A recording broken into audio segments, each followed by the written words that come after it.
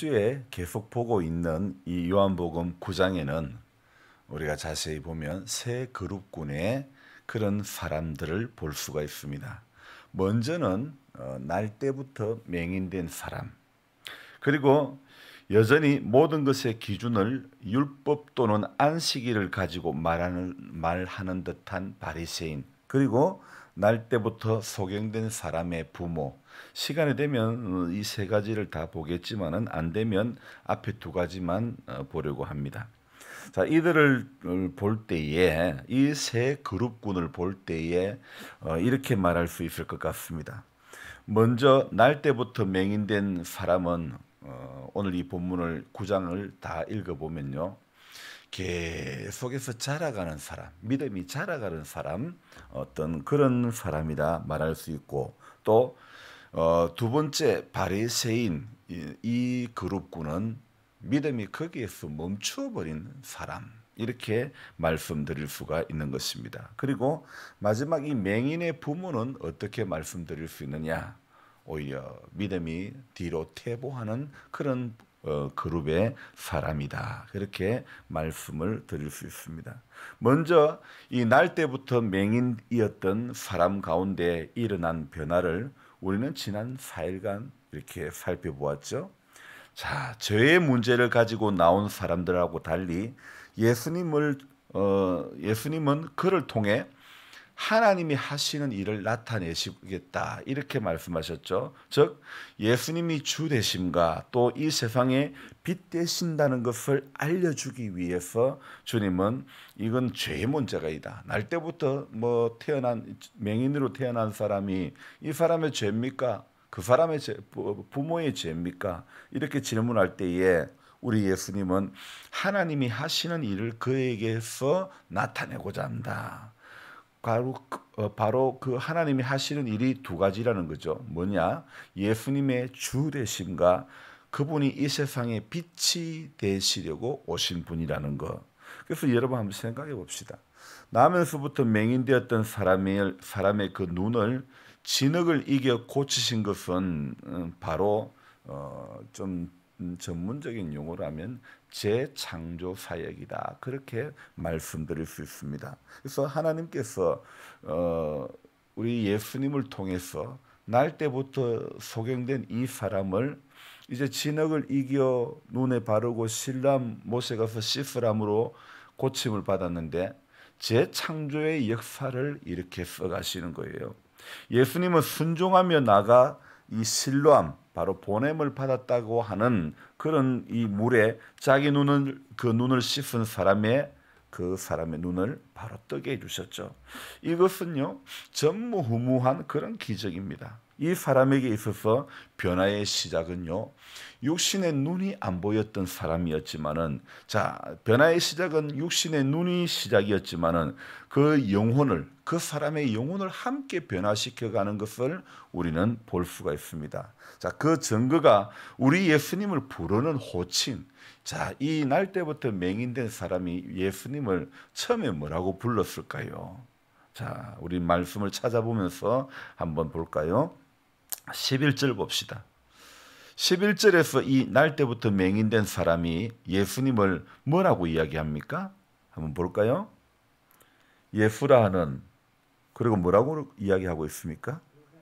그 사람이, 호칭만 이야기하면 됩니다. 진흙은 방법이고요, 그죠?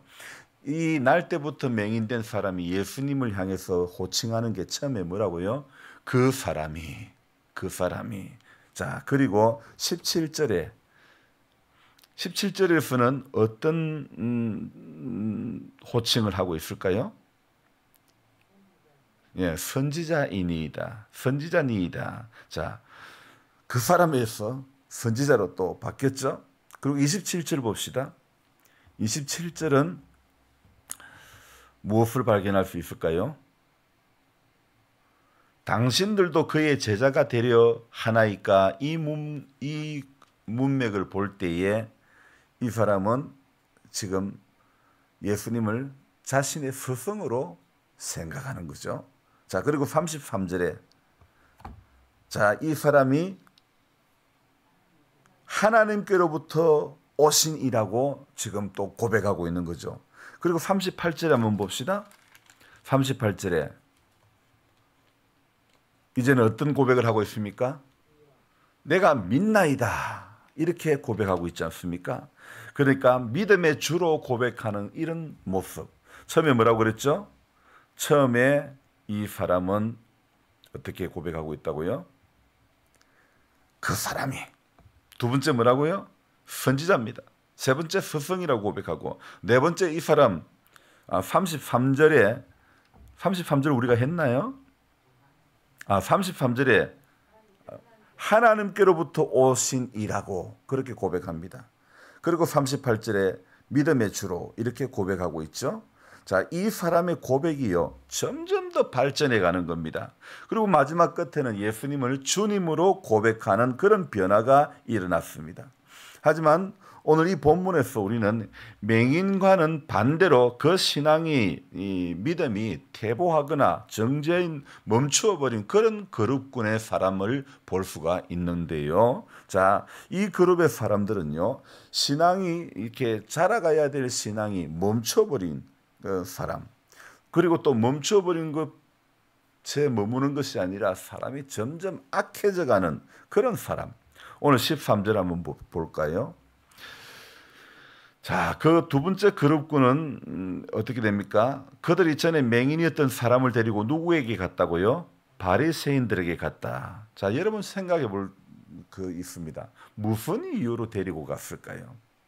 이 문맥만 가지고는 정확하게 이것이다 저것이다 그 이유를 말할 수는 없지만은, 그러나 분명한 것은요, 그들은 예수님이 이렇게 행한 것을 어떻게, 이런 기적을 행한 것을 어떻게 해석해야 될지를 몰랐다는 것입니다. 여러분, 인생은요, 다른 말로 하면 해석입니다. 그러니까 잘못된 해석을 하면 낭패를 당하게 되는 것이고, 그래서 바른 가치관을 가지고 바르게 판단하고 바르게 해석을 해야 되는 것입니다.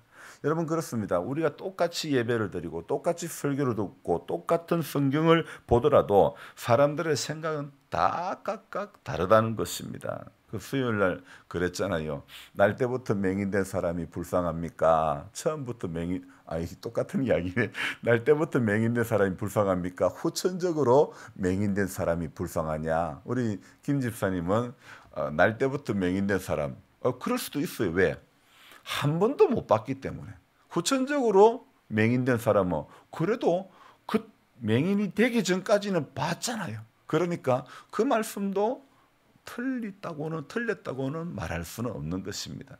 그러니까 사람들의 생각은요, 똑같은 설교를 들어도 똑같이 예배를 드리고 똑같은 성경 구절을 보더라도 각각 해석하는 것은 다 다르다는 것입니다.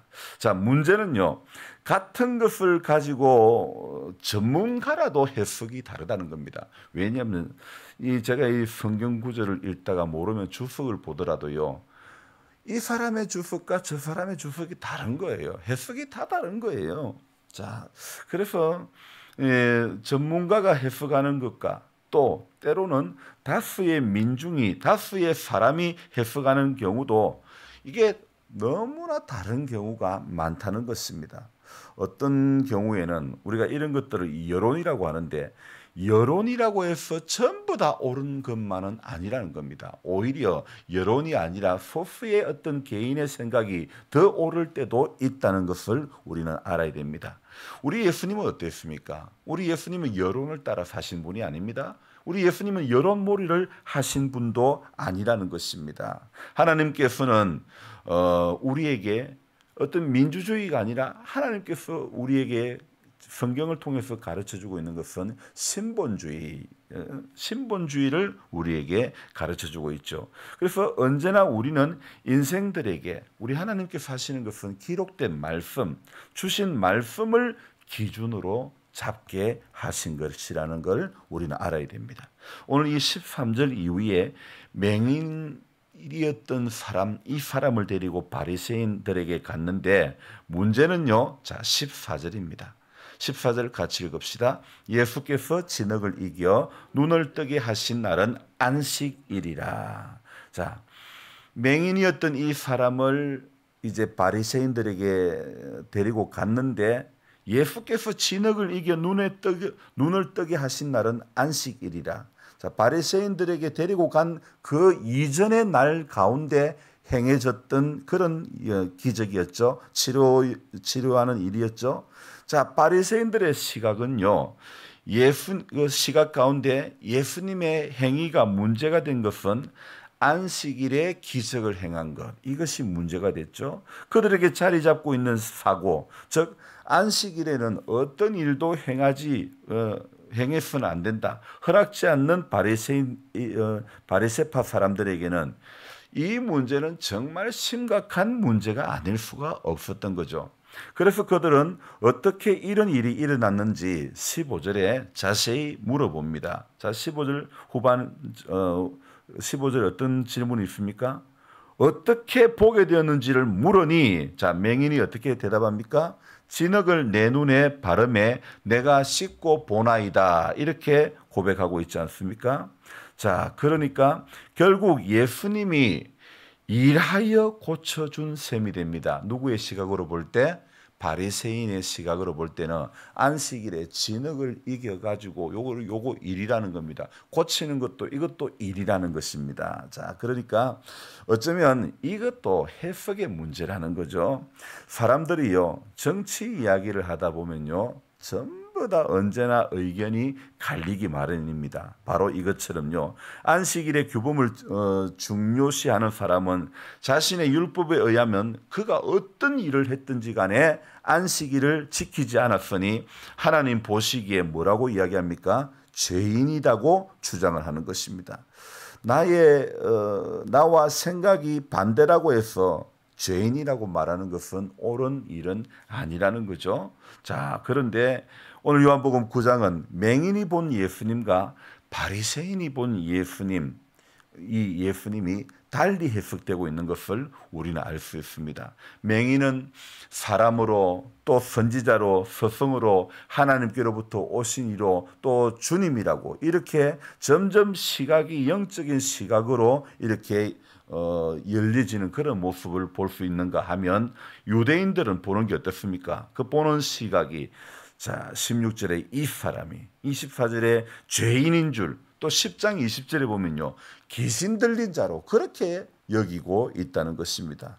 자, 그렇다면 맹인된 날 때부터 맹인된 사람이 여기는 시각과 오늘 유대인들이 또 바리새인들이 보는 시각과, 자, 그것에 비해서 오늘 우리의 시각은 어떠한가? 우리는 어느 쪽인가? 우리 자신은 주님께 대한 고백이 맹인처럼 점점 더 자라가는, 사람에서 믿음의 주로 나아가는, 점점 더 성장해가는, 점점 더 열려져가는 그런 고백을 하고 있는 사람인가? 아니면 유대인들처럼 사람으로밖에 보지 못하고 죄인으로밖에 보지 못하고 또 귀신 들린 사람으로밖에 보지 못하는 그런 시각은 아닌지, 또 이들처럼 멈춰버린, 성장이 멈춰버린 그런 시각의 사람은 아닌지.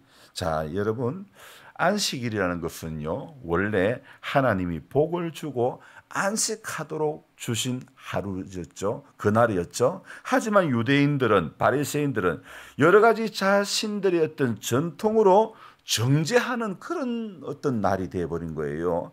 안식을 주신 목적과 달리 그들에게 남아있는 건 뭐냐? 안타깝게도 정죄라는 것입니다. 맹인의 시각과 바리새인의 시각을 살펴보았는데, 자, 우리 예수님은요, 안식일에 병 고치는 일에 대해서 예수님의 시각은 어떻습니까?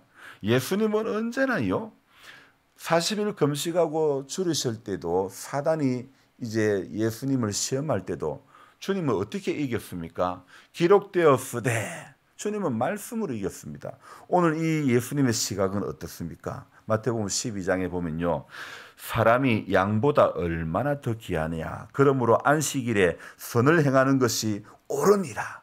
우리 주님의 시각은요, 사람은 양보다 귀하다, 안식일에 선을 행하는 것이 옳다, 이것이 우리 주님의 시각이라는 것입니다. 안식일에 양이 구덩이에 빠졌으면 구해주는 것이 옳다고 하면서 병 고치는 것을 험잡는 사람에게 주님은 이렇게 말씀하셨던 거죠. 자, 우리가 하나님의 말씀을 대하는 태도에 있어서도 중요한 것은 말씀을 문자 그대로만 해석하고 판단하면 안 된다는 것입니다. 하나님의 의도를 알아가는 것이 그 무엇보다도 이것이 제일 중요한 겁니다. 그래서 마태복음 7장에 보면요, 주님이 이런 말씀하시지 않았습니까? 나더러 주여 주여 하는 자마다 천국에 다 들어갈 것이 아니요 다만 하늘에 계신 내 아버지 뜻대로 행하는 자라야 천국에 들어간다. 그렇게 말씀하지 않았습니까? 7장에 이 말씀 바로 다음에 또 이런 말씀이 있습니다. 그날에 많은 사람이 나더러 이르되 주여 주여 우리가 주의 이름으로 선지자 노릇하며 주의 이름으로 귀신을 쫓아내며 주의 이름으로 많은 권능을 행하지 아니하였나이까 하리니. 여러분, 오늘 성도된 우리에게 필요한 것은요, 우리 내가 한 거 오늘 이거 입술로 줘야죠. 이거 아무 소용없다는 겁니다. 오늘 성도된 우리에게 필요한 것은 바로 이 요한복음 9장을 통해서 우리에게 교훈하고자 하는 바는 시각의 변화가 일어나야 된다는 거죠. 지난주, 이번 주 계속 되는 것은요, 해석의 변화가 일어나야 되는 겁니다. 해석의 변화가 일어나야 믿음이 성장하는 겁니다. 오늘 바리새인 유대인들은 똑같습니다. 5장에서도 안식일인데 병 고치냐, 이날은 안식일인데 어떻게 일을 했느냐, 여기에만 머물러 있는 것입니다. 자, 저와 여러분들이요, 오늘 하나님 말씀을 대할 때에 우리의 시각의 변화, 해석의 변화가 일어나야 자꾸 믿음이 자라가고 성장하고 오늘 사람에서 시작해서 믿음의 주로 고백하는 이 맹인과 같은 그런 시각이 열려지게 될 줄로 믿습니다. 그래서 맹인처럼요, 믿음이 자꾸 자라가야 되는 거예요. 자꾸 올라가야 되는 겁니다. 찬송가에 보면 주 앙모하는 자, 주 앙모하는 자, 주 앙모하는 자, 늘 강건하리라. 그 찬송에 올라가 올라가 독수리같이 자꾸 올라가는 거예요. 신앙이요, 오늘 우리는 날 때부터 맹인되었던 거 이거 부끄러운 것도 수치도 아니고 이거 문제 아닙니다. 예수를 못 만난 것이 부끄러운 것이고 예수를 만나도 그분의 말씀이 들리지 않는 것이 인생이 어둡고 불행한 사실 아닙니까? 자, 오늘 맹인과는 달리 반면에 성경에 박식했던 사람이었지만은 믿음이 딱 거기까지인 사람들, 바로 누구요? 바리새인들, 유대인들. 오늘요, 저와 여러분들이 이 사람들을 보면서 야, 믿음이 딱 그지. 성경도 많이 아는데 믿음은 딱 거기까지만, 믿음은 딱 안식일에만 머물러 있는 거예요. 멈춰버린 거예요. 멈춰버린 거예요. 여기에서 더 자라가지를 못하는 거예요. 오늘 우리가 이렇게 되면 안 되는 것입니다. 그래서 대조되는 이 두 부류의 거룩굴의 사람을 보면서 우리 자신도 나는 자라가는 신앙인인가, 나는 여기에서 멈춰버린 지 오래된 사람은 아닌가, 우리 신앙이 어떤 신앙인지를 돌아봐야 되는 것입니다. 그래서 저와 여러분들이 오늘 맹인되었다는 것, 어떤 눈이 안 보였던 것, 인생의 불행은 아무 문제 아닙니다. 인생에 있어서 문제는 뭐라고요? 어제도 말씀드렸지만은 예수님을 만났느냐, 만나지 못했느냐, 주님의 말씀이 들리느냐, 들리지 못하느냐, 하나님의 은혜가 경험되어지고 있느냐, 아니 경험된 것이 멈춰버린 지 오래됐느냐. 여러분, 정말 우리가 오늘도 구하고 바라보고 또 하나님 앞에 기도해야 될 제목들은 하나님, 그 하나님을 믿는 은혜에서 자라가는 성도가 되게 해 주옵소서. 우리 믿음은 자꾸 올라가는 그런 성도의 모습, 그런 성도의 삶이 되어져야 될 줄로 믿습니다. 기도하겠습니다. 하나님 아버지, 요한복음 9장을 통해서 다시 이 말씀을 묵상하면서 깨닫는 것, 세상에는 믿음이 자라가는 사람이 있고 믿음이 멈춰버린 사람이 있고 믿음이 뒤로 퇴보하는 사람이 있습니다.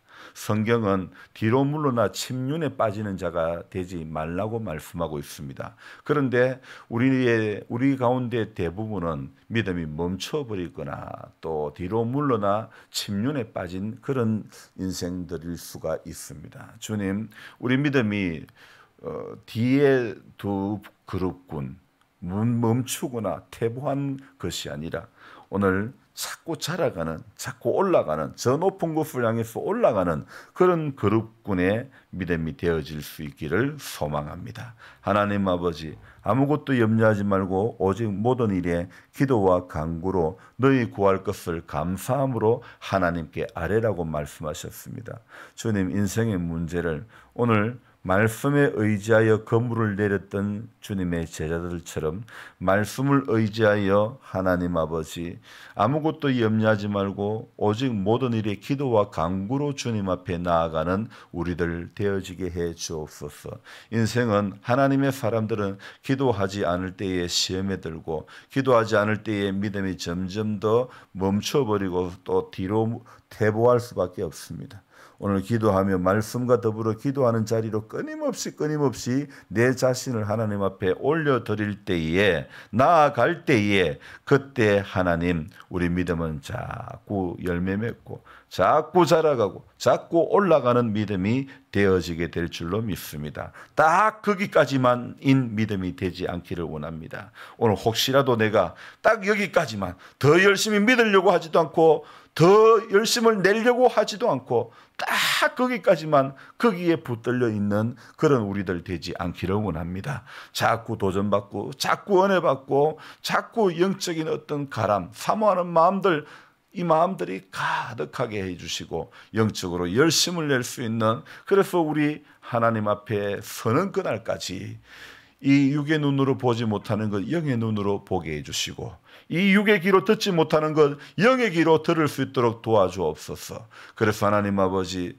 성명이 시인이 고백했던 것처럼 나 남이 듣지 못한 음성 들었고 나 남이 보지 못한 것을 보았다고 고백했던 것처럼 우리가 또한 그러한 고백으로 하나님 앞에 그러한 은혜를 경험할 수 있기를 소망합니다. 약한 것은 문제가 아닙니다. 병든 것은 문제가 아닙니다. 믿음이 없는 것이 하나님의 은혜가 없는 것이 차가운 가슴이 바로 문제가 되고 마는 것입니다. 주님, 우리 멈추었었던 그 자리에서 다시 올라가기를 시동할 수 있도록 도와주옵소서. 멈춰버리고 뒤로 물러갔던 믿음의 자리에서 다시 일어나 내 자리를 들고 걸어가라는 주님의 음성을 듣고 일어나 걸어갔던 38년 된 병자처럼 이제는 우리가 일어나야 될 때인 줄 믿습니다. 영적으로 잠자던 자리에서 일어나 걸어가야 될 자리로 우리가 다시 한번 새롭게 새 마음으로 하나님 앞에 나아가게 하여 주시옵소서.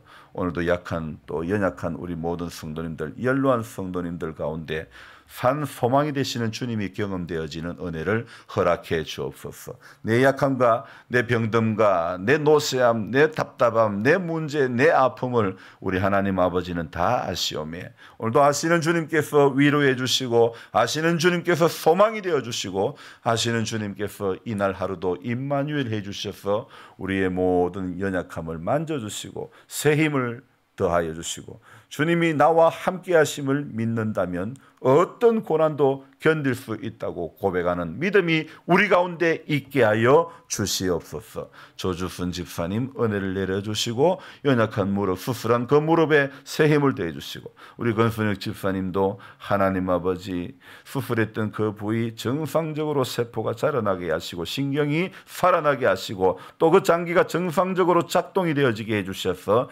일상에 조금도 부족함이 없도록 도와주옵소서. 우리 모든 성도님들 시험에 들지 않게 깨어 기도하게 해주시고 젊었을 때보다도 노년이 더욱더 복된 믿음의 삶 되도록 축복하여 주옵소서. 존귀하신 예수님의 이름으로 감사하며 기도드리옵나이다. 아멘. 간절한 마음으로 주여 부르고 기도합니다. 주여 주여 주여